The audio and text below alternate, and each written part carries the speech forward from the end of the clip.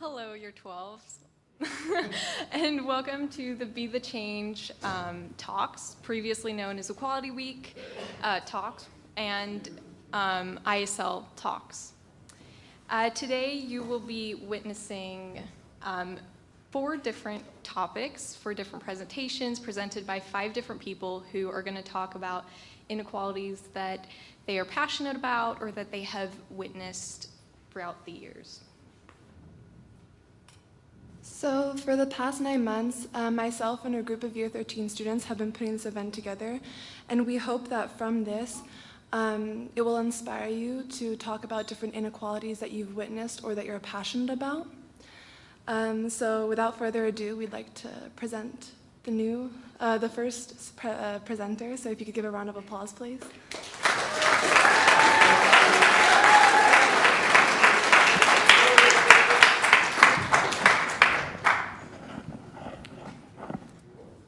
So, hi guys, I'm Chloe, obviously, and I would like you guys to close your eyes. I'll do the same once I'm sure everyone's eyes in here are closed. Now, I want you to raise your hand if you're tired of hearing about racism.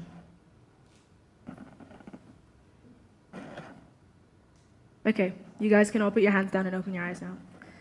Now, to be honest, I'm tired of hearing about racism. I'd much rather be up here discussing something a lot more positive and, lighter than this. But this topic has become far too relevant now and is far too prevalent and important for me to pass up on such a good opportunity to discuss it with you guys today. So today I'd like to discuss the reality of racism at ISL, at our institution, why really good people can end up being racist, and what our next step should be as a community. Because tomorrow needs to be better than today, and we have the power to actually enact that change. Now, I was told something last year that actually really stuck with me, and it was that I always tackle racism as a subject rather than discussing the personal implications and how it affects me. Now, although in that context that did appear to be an attempt to invalidate my experiences with racism, I'm going to take that with a grain of salt. I'm going to use that today to start with a couple of anecdotes. So I've been at this community for 9 years now. I came in year 3. And I think year 3 is the first time that I became very sort of racially aware of my differences. Because it was the first time people brought it up, in kindergarten and in like the first few years of school, no one said anything about it. But it was, when people started to tell me, you look like poo, or you can't play with us because you're not European, that kind of year 3 type insults. That's kind of when I started noticing that I was different because of my race. Then if we go, year 4 plus, that's when, I was wearing my natural hair a lot. I wasn't doing braids, and that's when I started to get all these names. People started commenting on my hair, touching my hair a lot. And, I started to get the smaller remarks, the smaller comments. And then I have a funnier little anecdote from year 8. This was on the Rome trip when we were walking back to our accommodation, 100 plus students and teachers. And we passed a group of motorcycles, and someone in our group of 100 plus students and teachers set off the motorcycles. And as the motorcycles went off, we passed a bar, restaurant type of thing, and there were these men in front of it, and when they heard the motorcycles go off, they saw me, pointed at me, and went, "The black one did it." Now, it wasn't that shocked me, it was the fact that I was surrounded by over 100 teachers and students, and no one said anything. Then there's this one. Yeah, I love this one. This is the one that I've gotten since year 10. And it's probably the one that annoys me the most because it's so stupid, I just don't understand it.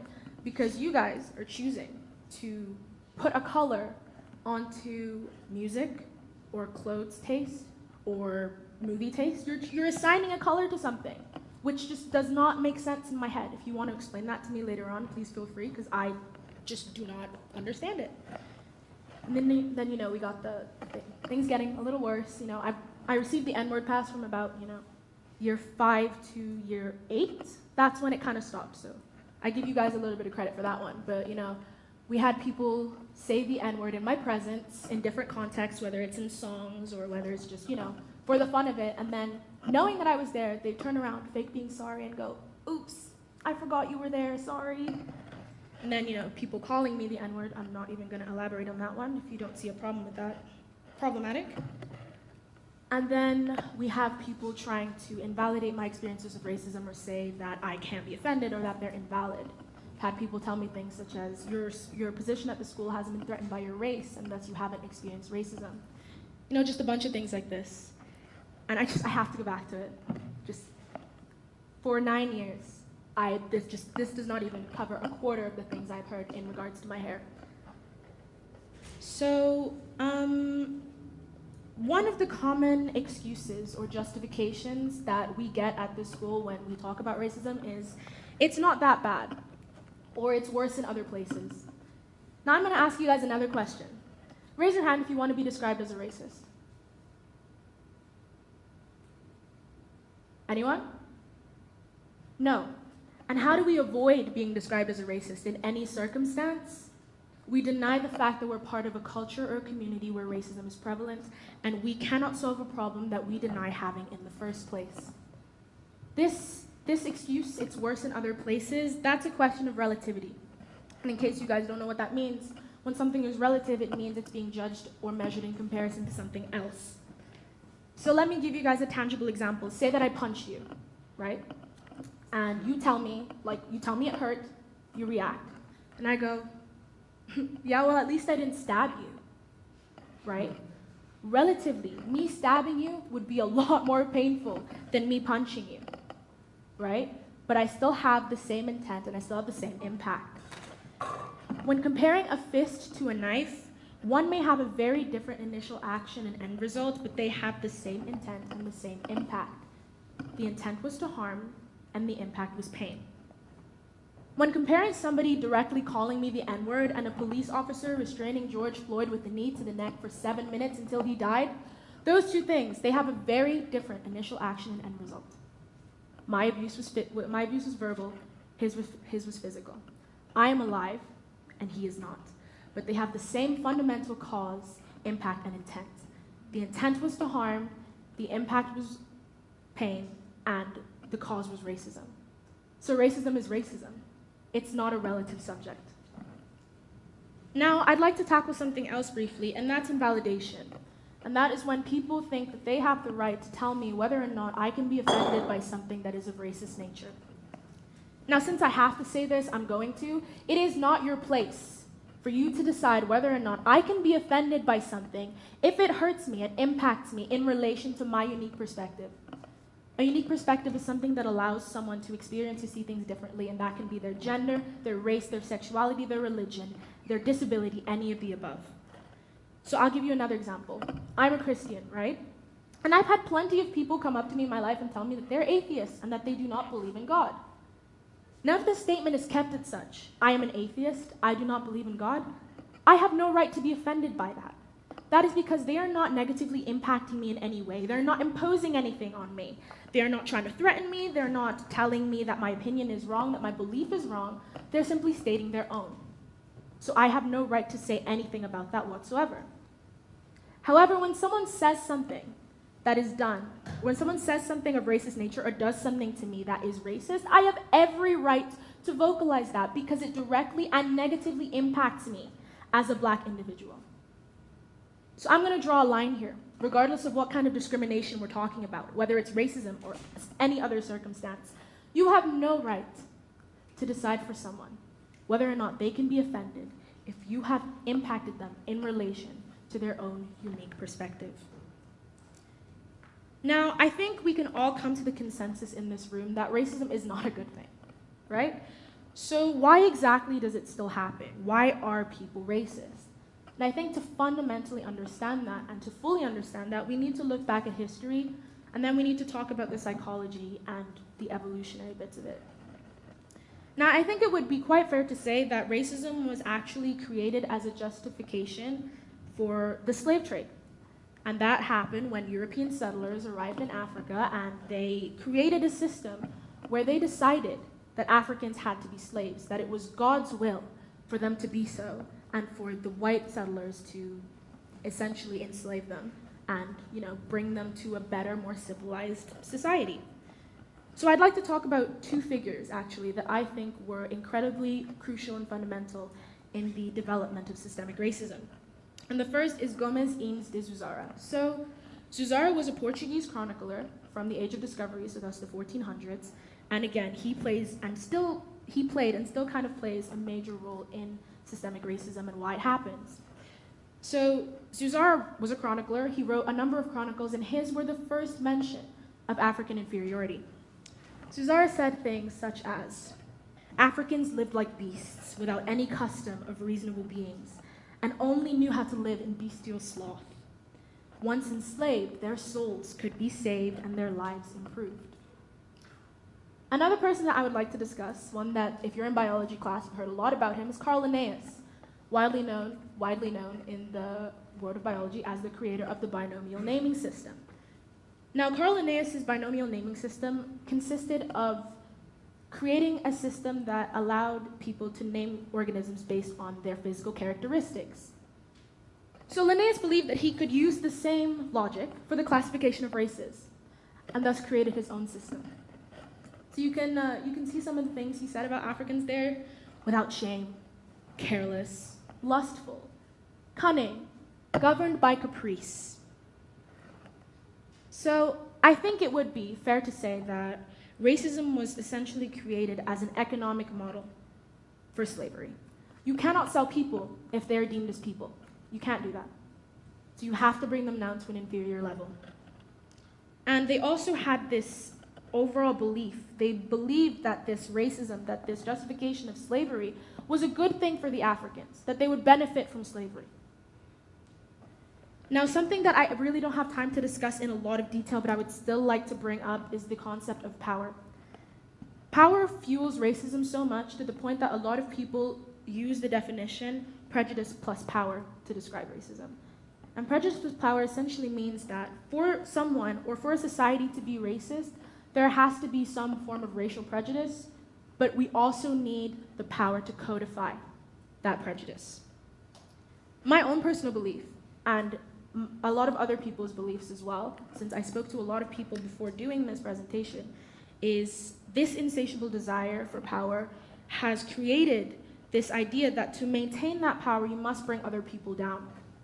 It's a simple bullying tactic, and it's a tactic that's used by students in high school, and it's a tactic that is used by politicians and leaders today in the real world.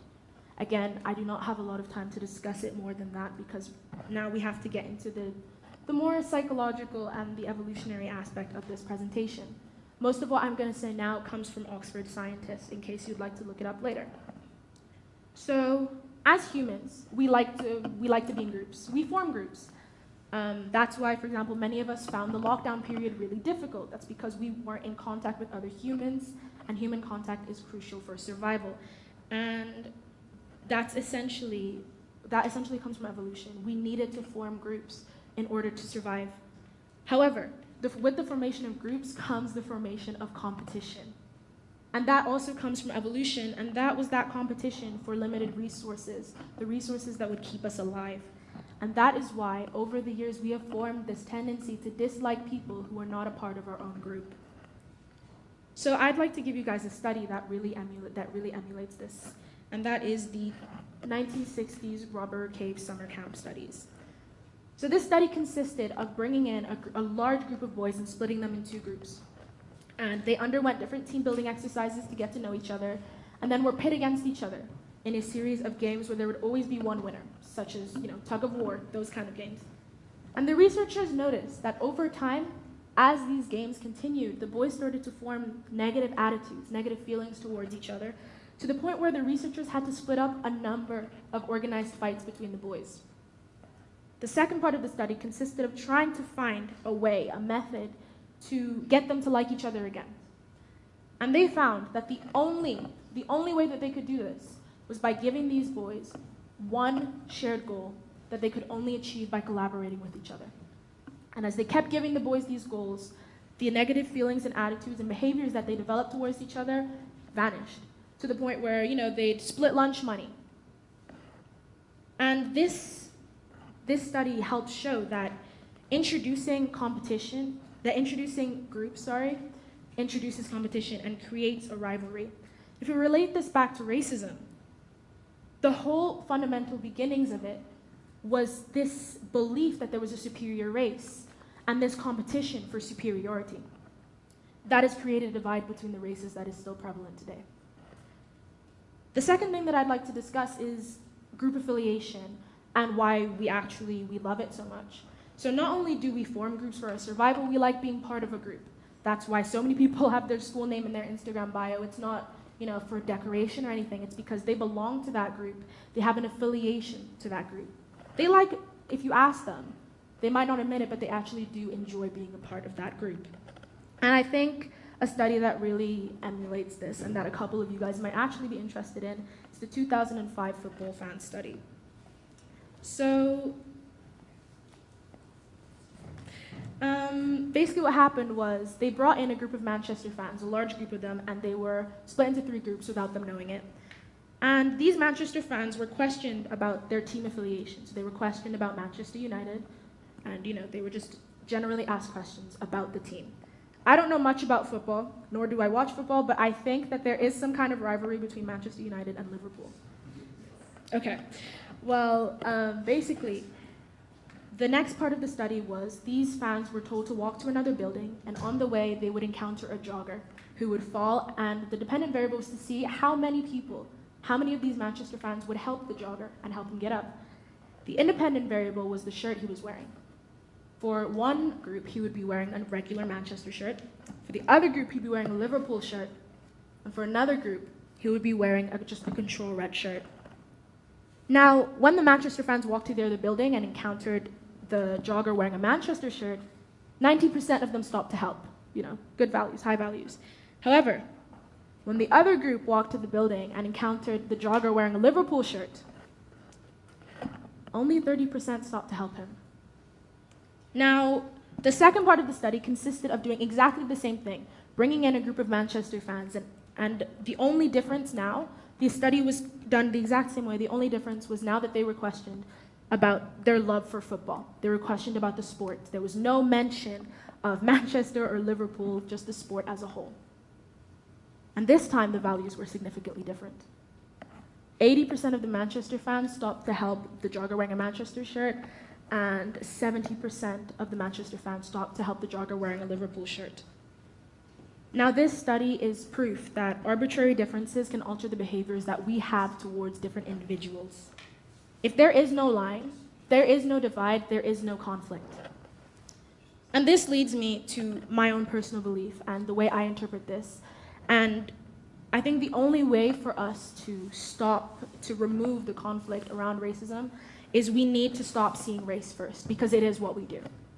That's how we describe certain people that we see on the street. That's a white male, that's a black female. We need to remove those divides, and rather than that, we need to start seeing the similarities that we share between one another. Once we start seeing each other as one humankind rather than a division of different races, that is when we remove any basis for conflict, any basis for the hatred that we see happening today. And it is only once we do that that we can actually eradicate racism. And let me give you another example. The fight against the virus that we're going through right now, that is one shared goal. That is one shared fight that we are fighting as one, because we cannot fight it in different groups. The fight against climate change. We can't fight it if we're divided. That is one thing that we must all share as a goal, as one humankind, to eradicate. And the same needs to be done with racism. Racism needs to be seen exactly the same way. Now, there's no point in me standing here and preaching to you guys if I do not give you my own personal views, my own personal opinions on how we can improve this. And the teachers are working tirelessly behind the scenes to improve themselves in the curriculum, but the main problem lies within the student body, and until the student body changes, nothing's going to change. And the thing with the student body is the mindsets that we currently have need to change dramatically. We need to stop placing value in the things we currently deem are okay and place value in other things, in the important things. So I'm going to tell you guys this. You're not cool or rebellious or strong or whatever you guys think you are by using racist language or behavior, whether it's directly to a student of color or whether it's behind their back. You look so stupid, right? Hiding behind your racist banter makes you a part of the weakest individuals. Do you know what actually makes you a strong individual? Real strength comes from independent thought and independent action. It comes from standing alone. And it's only once we actually all stand alone that we finally stand together.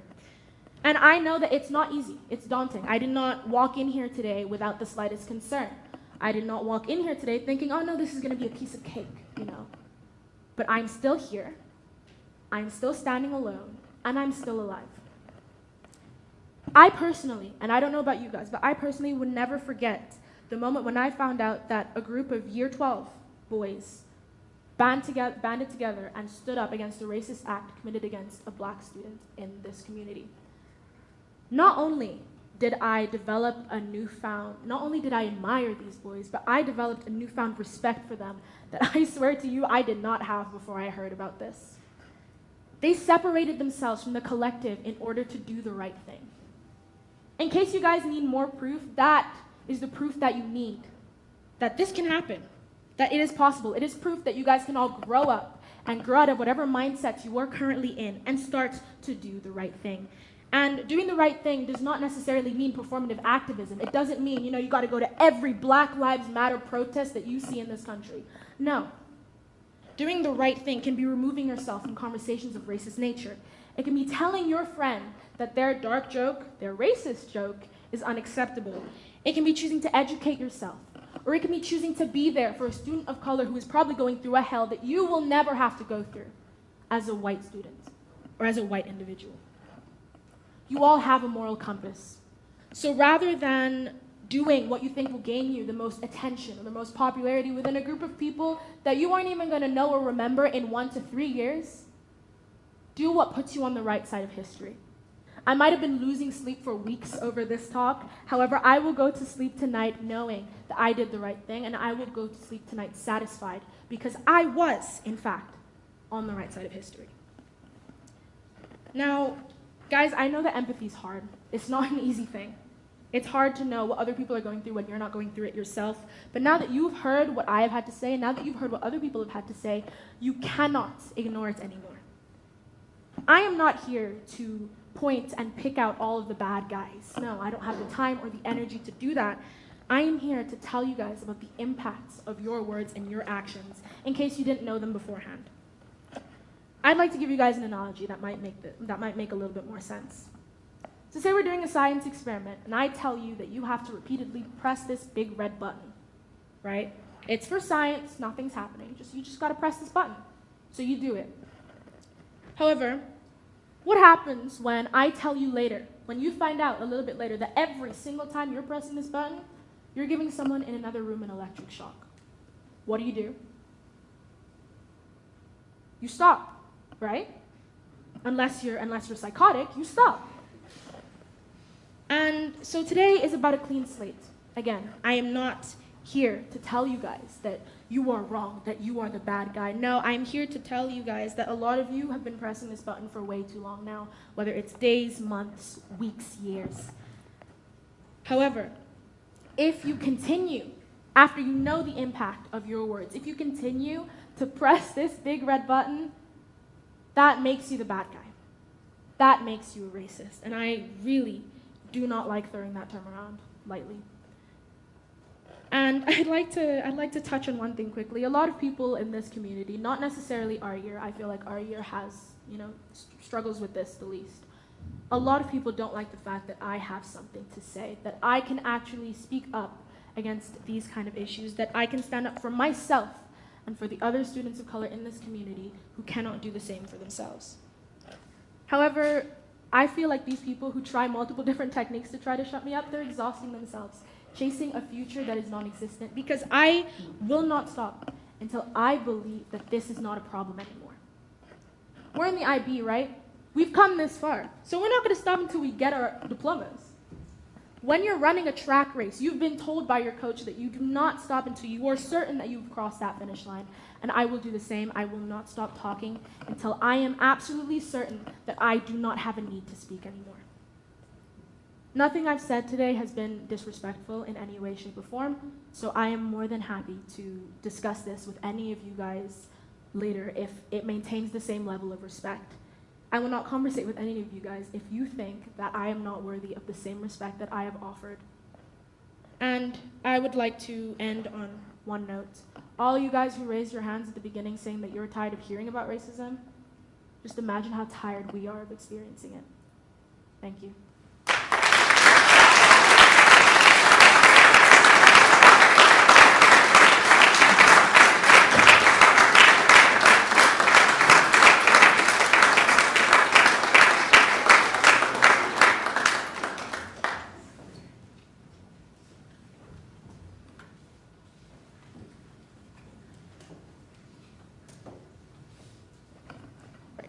Like switch the slides. Thank you. Right. Hi everyone. I'm Lina, as you can see on the poster right there, and I will be talking about a pretty heavy topic today. War. Scary word for some, right? But for most, we never truly know what that word means. Perhaps the images of you learning about some 20th century authoritarian ruler comes to mind. Or hearing the news reporter robotically dash out some facts about some distant country being at war with another distant country while you sit appalled there eating your evening snack. Point is, not a lot of people living in countries like Switzerland have ever truly given a peace of mind to an uncomfortable and callous subject like war. And I mean, why should you care, right? The last war that this continent ever truly felt on itself is long past gone in the 20th century. And we are living literally in a post-war period for Europe. Now, if I could ask all of you, the audience, can you raise your hand if you've ever experienced war firsthand or had it affect your physical or mental state in any way? Yeah. Not many people can say that the country in which they grew up in their entire lives is currently being ravaged by war that essentially seemingly has no end. Unfortunately, I can. I grew up in a country that, although its impressive culture and heritage was largely unknown to the majority of people living in this world until 2014. Ukraine. Now, don't get me wrong on this. It was very peaceful, and I had amazing experiences there. Unfortunately, up until a certain point. But you cannot live in an idyllic state of ignorance forever, and as I grew up, I eventually realized what was happening to my country politically and economically. I was just like some of you sitting here, eating my morning breakfast and chatting to my parents, when the TV spoke of small little cluster of protests that were happening in Kiev, which is the capital of Ukraine, against the president that was elected then. I saw the TV flash on little images and small clips of no more than really 200 people standing with signs, a completely peaceful protest. I was 10, and I didn't think much about it, honestly. I continued on with my day, going to school, learning, studying, going to bed. You know, it wasn't until a year later, when we had to pack our bags and I was saying goodbye to my school friends, that I really understood and first reflected on the gravity of the situation that I was in. Not many people could leave like I did, a situation of war, and I recognize my privilege in doing so. But you guys can only hear about what I went through from pictures along with colorful headlines from news sites. They can't tell the full story. As well as people on the internet that repost these flashy headlines on their Instagram stories about an issue and never again. As honestly one pretty evil man put it, perhaps the only thing that he ever said right, was that a death of one person is a tragedy, but a death of millions, that's just a statistic. And that's all it is, if you don't feel the effect of war on your skin and bones. A statistic that we can leisurely observe from afar.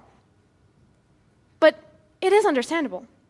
Not everybody can be a vehement activist every single day of their lives, advocating for an issue that they really care about.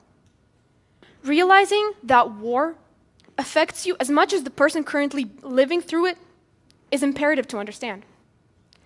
The underlying issues of war boil down to essentially 3 different things. That is, 1, competing goals, 2, difference in philosophies, and 3, personality conflicts. The difference in philosophy is most often than not, actually, very, very interesting to find, that it involves, in a situation of war, underlying the fundamental principles of democracy. This is what really affects us all. This is what binds every single person in this room right now. Since our society, European society, essentially has been built on those principles.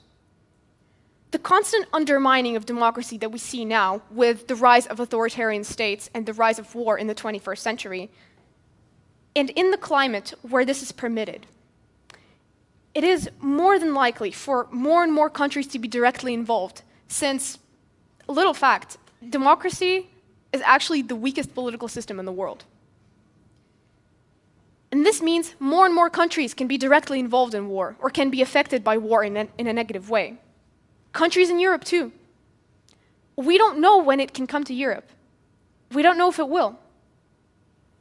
But realizing that this is why it matters.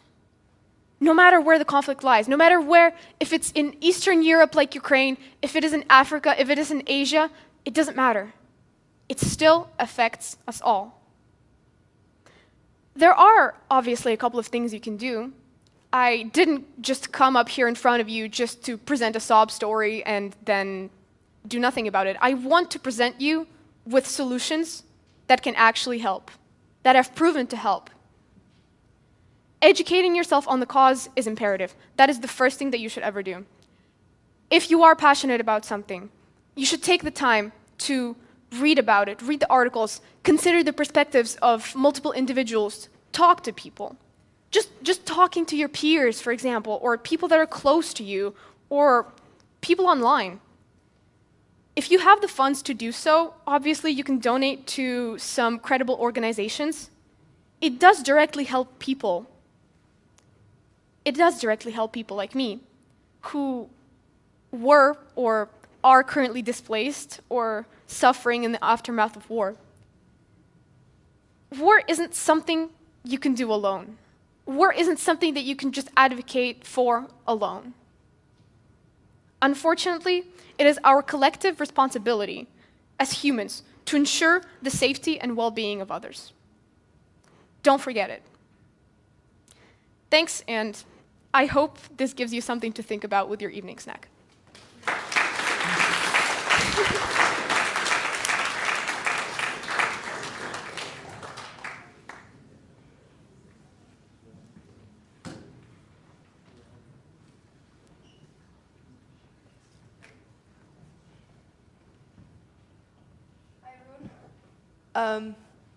Pretty slide. I'm Frankie, and I'm here with my dad. I think we're going to talk about a slightly lighter topic than the 2 ones which we just tackled. So this is us. I'm here to talk about gender equality in the workplace, observed through the point of view of a business owner, so my dad and myself. So his name is Christopher. And so I think there's like a main common issues which we see a lot in gender inequality in the workplace. So our first one is gender stereotypes. So for example, a job might be stereotypically for a man or woman, so pressure felt in applying or discrimination in the workplace is very present. And I researched for unequal pay, and I cited it like a proper IB student. But this is actually one of the biggest issues in Switzerland. I mean, unequal pay is between 20 to 40%, which is clearly massive. So I'm also talking about the UK because my dad's company is in the UK, but it's illegal. But yet we still see noticeable gender inequality pay in companies of all sizes. And one of our other issues is treatment. So it can really go both ways to any gender, but it really comes between bias of treatment, promotions, and it's just very prevalent in most companies.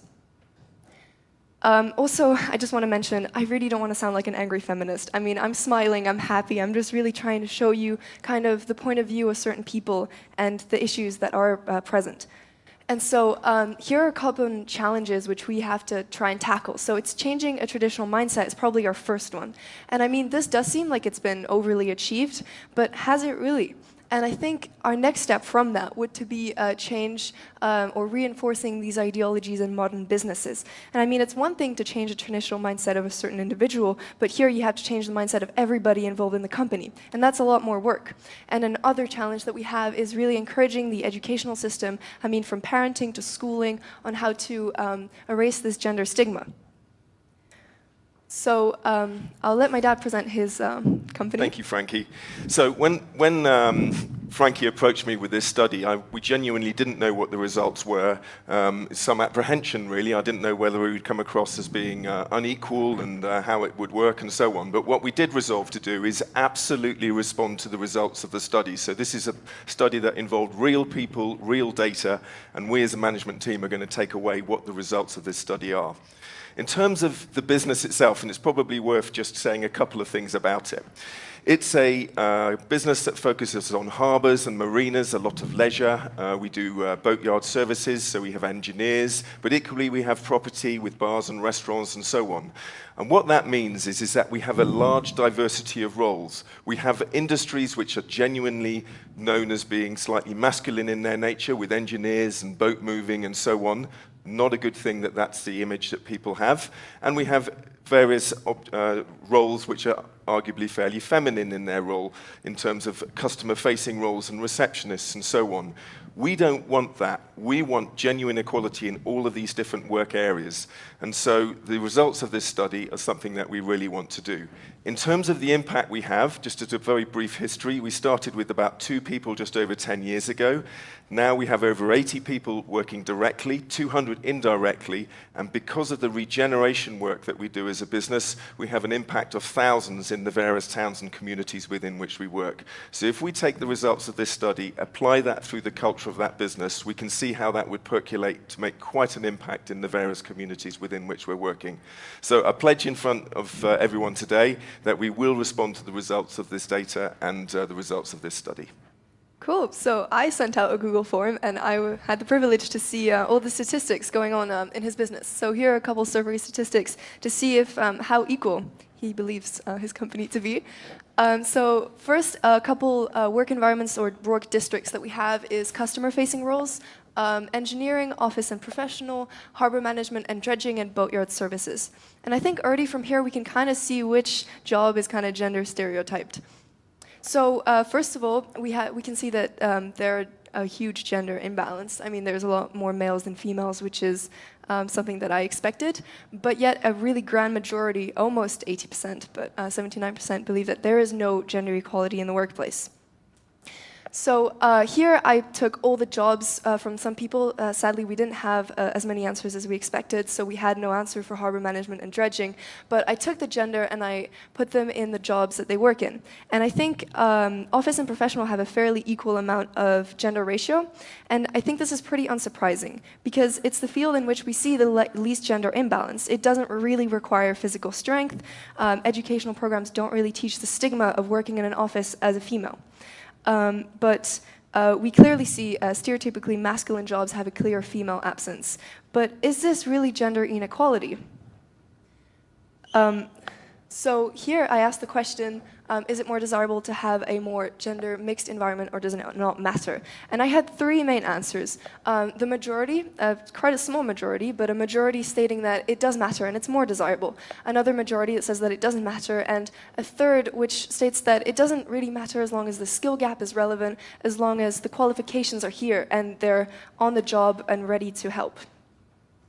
So then I asked one of my big questions, which is, do you believe that there is any gender bias in your workplace? And this could be towards any gender. And I made a really pretty graphic with the answers that I got.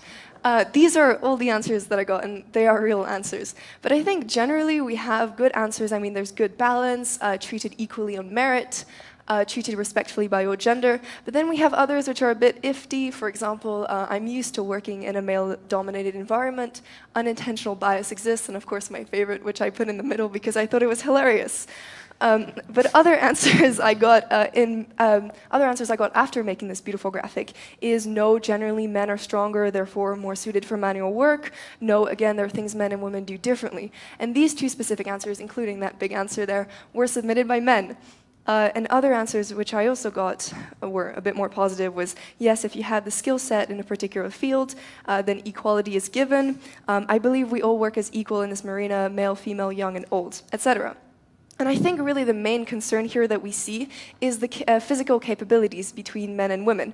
And according to my dad, there are really no tasks that require a lot of physical strength. So I think this is more just an assumption made. But I did get a very interesting answer, which I think sums up the company's mentality on this issue. Its manual labor roles are primarily allocated to males, whereas office and customer-facing roles are more predominantly female. I don't feel that this is forced, though. It just appears to have occurred naturally. And I'm really trying to figure out whether this is a healthy way of promoting a professional environment. Yes, so from our perspective, we think and believe in the way people work and behave, that to have an equal balance between men and women in every single part of the company is a good thing. But how do we do something about it in terms of the way we recruit? We could say, for instance, we would encourage applications from women for this particular role and so on. But is that creating a bias in the other way? So these are some of the challenges that we're facing when we're trying to actually improve that situation. So ideas would be welcome. So I did another quick little question, is that 63% believe that gender ratio is necessary in the workplace. However, 59% believes that it matters. And the difference between these two statements is the first one is that they believe that gender and ratio equality is necessary, and that they want to change recruit system and attract more females. So in this case, it's females, and 63% believe that. But 59 people believe that it does matter, but it's not crucial. So does that mean that people do agree with gender equality? They just can't really be asked to make an effort to try and change it. So this is my biggest question. Is this a social construct, or is this sexism? Well, some of the answers I got were just sexist, but I think most of the responses I got from how to improve gender imbalance in the workplace came from an educational start all the way to changing a recruitment program. And I really wonder if anybody had here any ideas on how management can promote gender equality, for example, in my dad's company or any other company which has a clear gender imbalance. Didn't think so. So my dad has ideas. Well, I think the first is that we are trying to work with schools and colleges with apprentice schemes and so on, particularly targeting those areas such as engineers. Again, trying to encourage women to come through from an educational perspective in vocational qualifications and so on.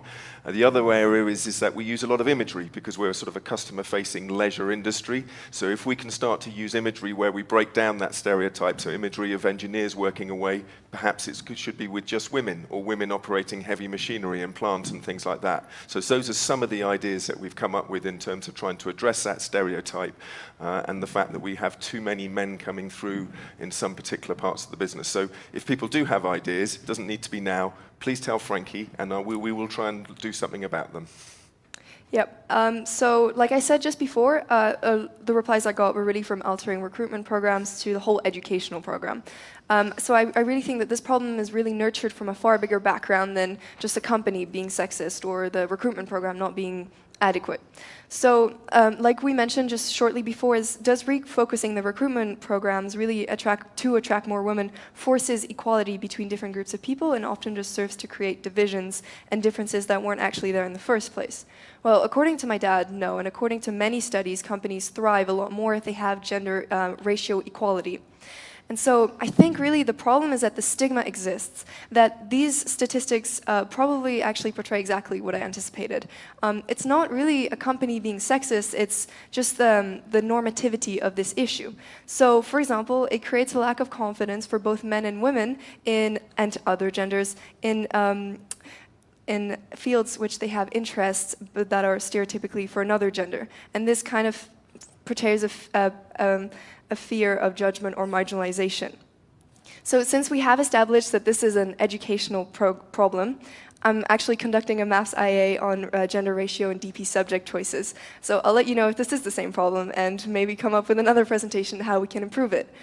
But really, I mean, we've all already chosen our DP subject choices, but I just really want you to take away from this presentation to not rule out certain university choices or job choices just because of the perception you have on the job and the gender. I really hope this opens possibilities for you and that you've ruled out because of your gender. Thank you.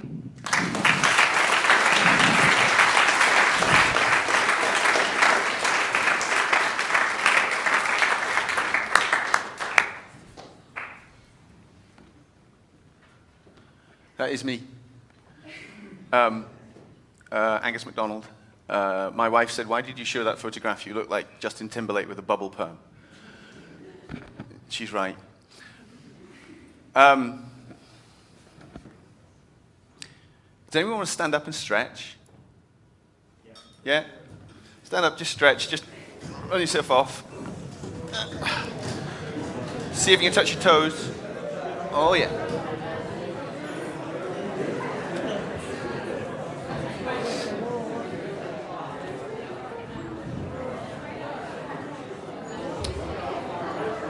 All right.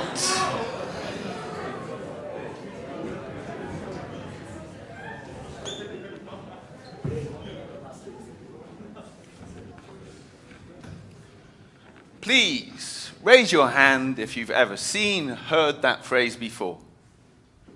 And know what it means? Excellent. It's what I'm here to talk about. Why is Mr. Macdonald up here talking, keeping us from lunch? Well, I want to make a difference. I want to change things for the better.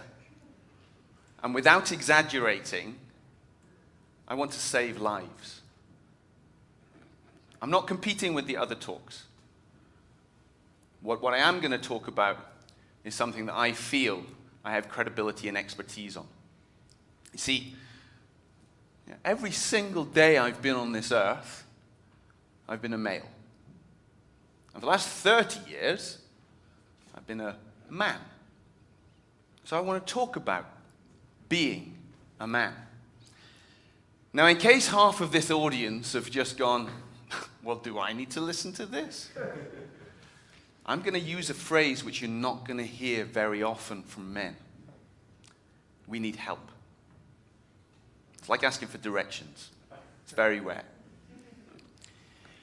So if I'm going to talk about being a man, let's make sure that we understand what we're talking about here. Let's talk about what man means.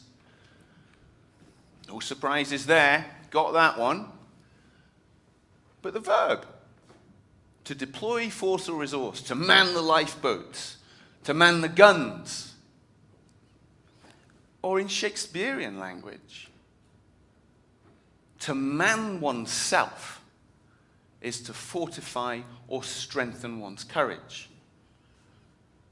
Now, I may have this wrong, but I'm pretty sure that men don't have a monopoly on courage.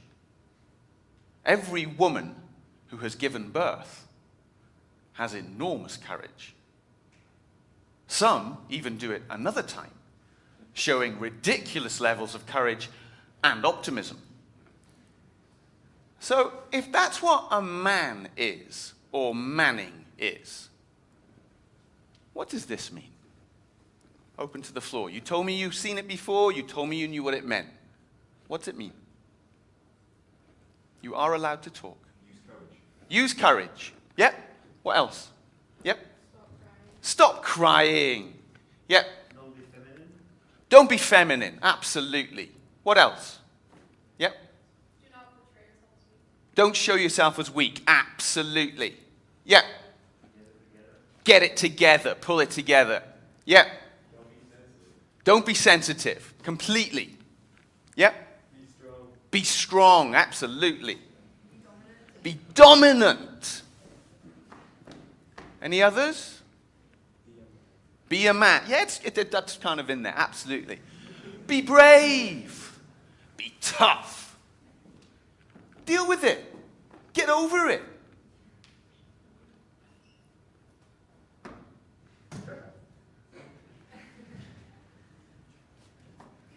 No way am I asking for help, because that's weak.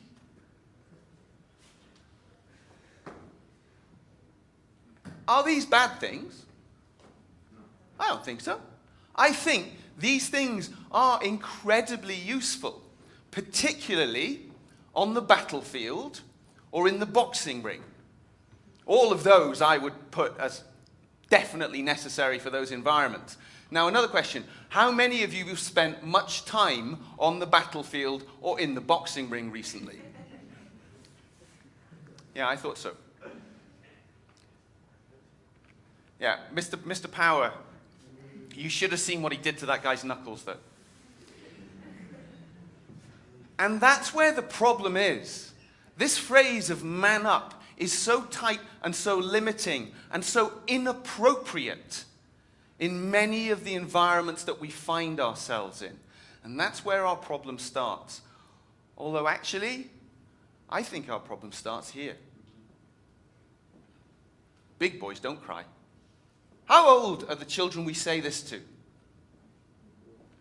4, 3, 6? They're not exactly big boys yet, are they?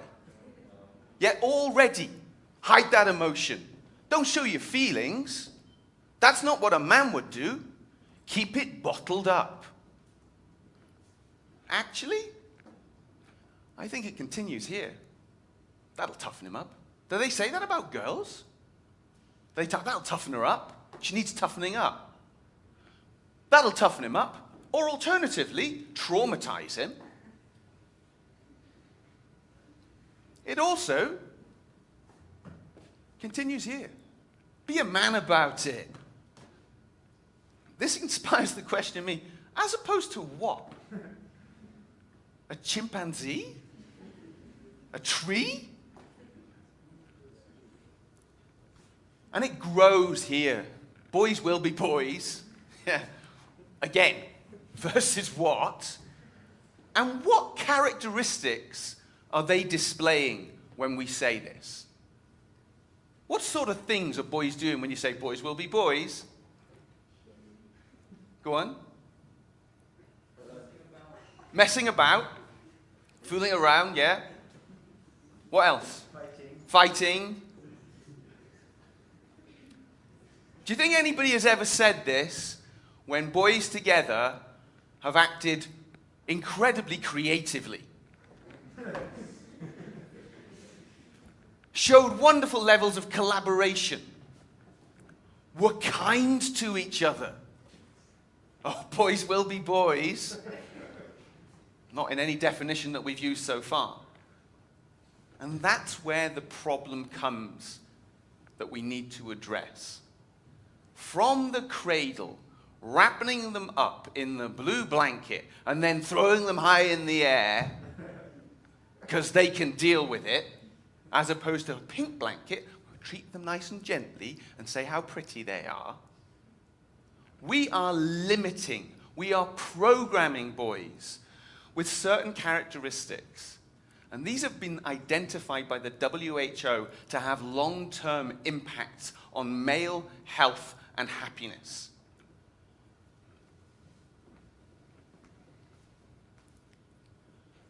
Rigid notions of masculinity cause men to take risks, smoke, sexual, other health risks, alcohol, and not go for health care. You know why men die of cancer? Because they'd rather not go to the doctor to check, because that would be weak. These rigid notions also cause us, men, to be violent, to inflict violence on others, and we have it inflicted on ourselves. And it also gives us serious mental health problems.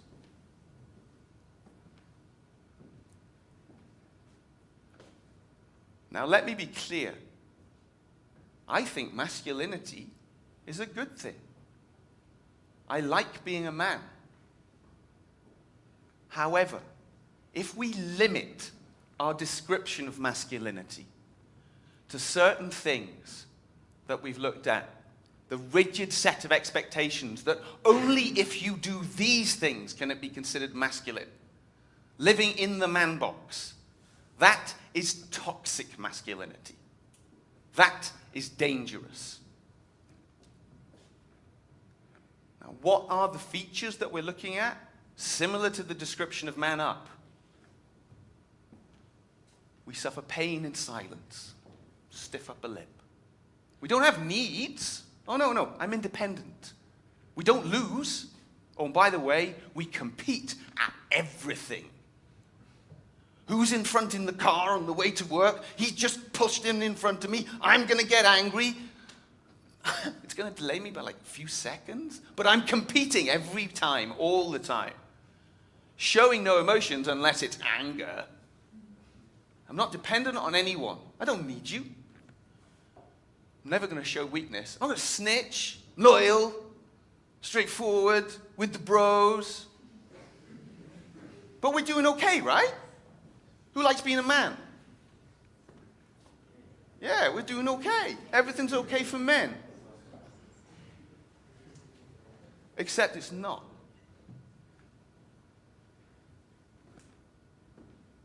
We are deliberately killing ourselves.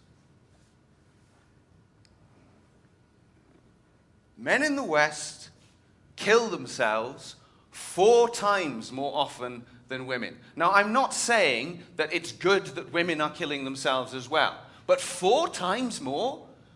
Doesn't that suggest that there's a problem somewhere? Globally, it's twice as much. So we have a bigger problem in this environment than in certain other environments. Maybe they have other things to think about. After accidental death, and we'll talk more about that in a minute, suicide is the biggest killer of men up to the age of 44. So in the next 30 years, don't worry about cancer, heart disease. Fear yourselves. You are the threat to you. I don't think this is okay. When we don't deliberately kill ourselves, we accidentally kill ourselves. We're dying to take risks. No, we're not. We're dying because we take risks. In cars, on motorbikes, climbing, or literally, more realistically, falling from things. To maintain our place in a hierarchy, to be cool. To be cool, we end up cold. We're 2 times more likely than women to die of unintentional injuries. Those are all the stupid deaths. And if you do it early enough, you're up for a Darwin Award. We're 4 times more likely, according to a UK study, to be dependent on alcohol and twice as likely to have a drug dependency. We can't share our feelings, so it pushes us into unsafe relationships with drugs that make those feelings go away, temporarily or permanently. I don't think this is okay.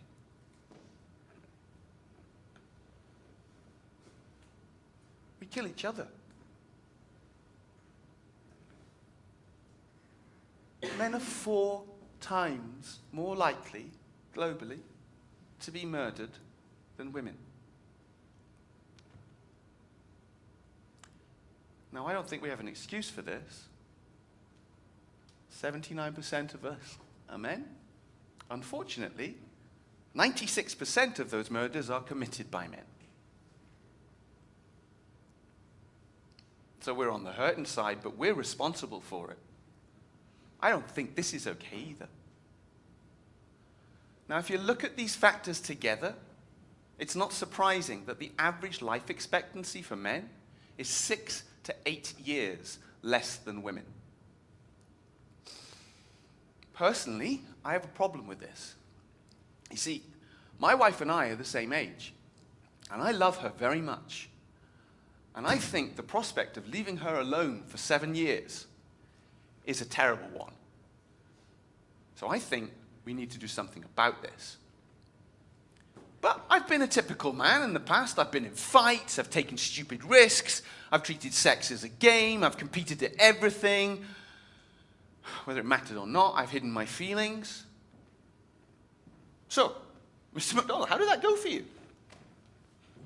Good, right? I'm okay.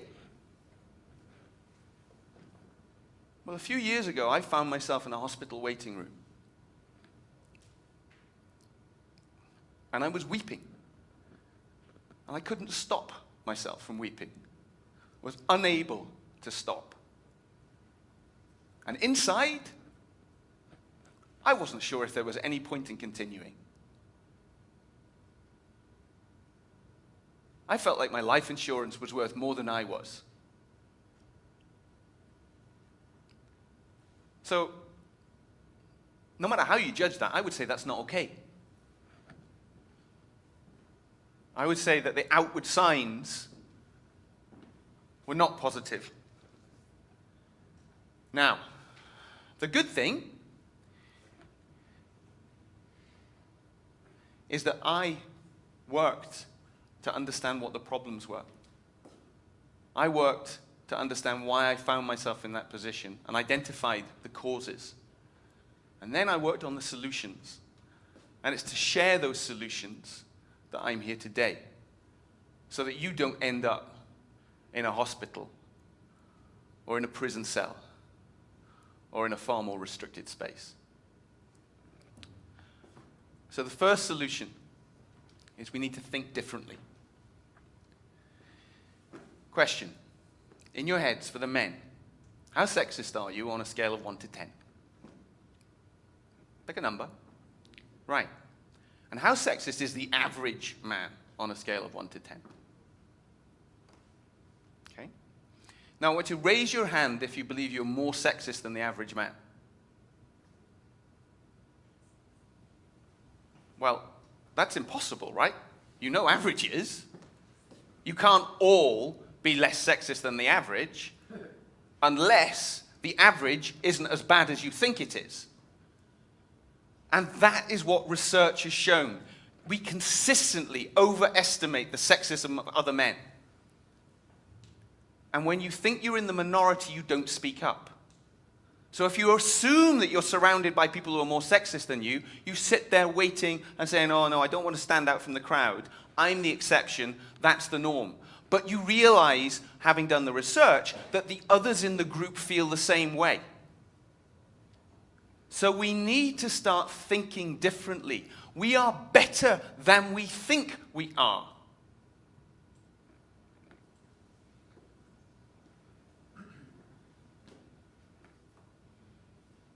After thinking differently, we need to act differently. So as a man, I have boxed and played rugby. Also as a man, I have sung and danced and acted and written bad poetry. As a man, I have faced down a gun pointed into my face. Also as a man, I have been there for a friend, weeping down the phone in doubt at his impending marriage. Listened and helped. I coached my son at rugby. I also coached my daughter at rugby. I encouraged him to do ballet. I encouraged her to skateboard. I've said sorry when I was wrong. And when I wasn't wrong, because sometimes saying sorry is more important to maintain the relationship than being right or wrong. I've admitted my insecurities and my fears. I've laughed at myself. I've cried out loud with joy. I've cried out loud at movies, particularly anything where a chimpanzee dies. It just gets me every time. And La La Land.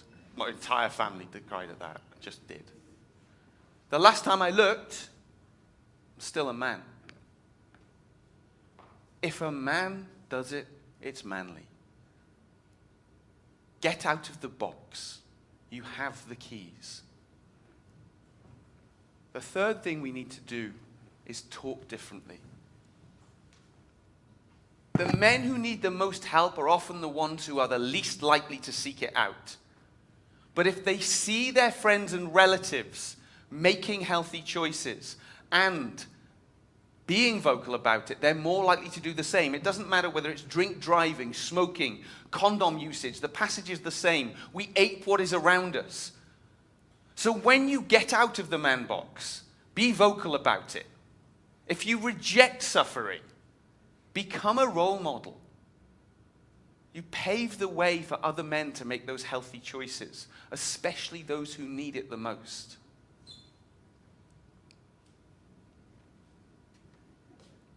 So it's 3 simple things. Think differently. Think better of yourselves. Act differently. Don't let other people limit you. Who likes being told what to do? Yeah, none of you. So don't let society tell you what to do. Don't let society and the sneers of people who might pretend to be your friends say, huh, you can't do that. That's what girls do. Yeah, and they have a good time doing it as well. So act differently and talk differently. Vocalize your objection to the man box stuff. Say when you've done something. Say when you feel something. Use your words. Use your feelings. It'll stop you getting tied in and in 30 years' time exploding or breaking down.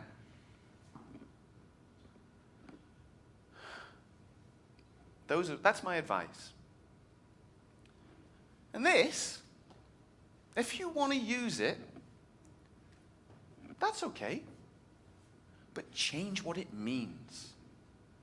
Use it to describe the truly courageous act of getting out of the man box, supporting all behaviors, and being a role model for the future generations of men so that they don't have to suffer and die like previous generations have. Thank you.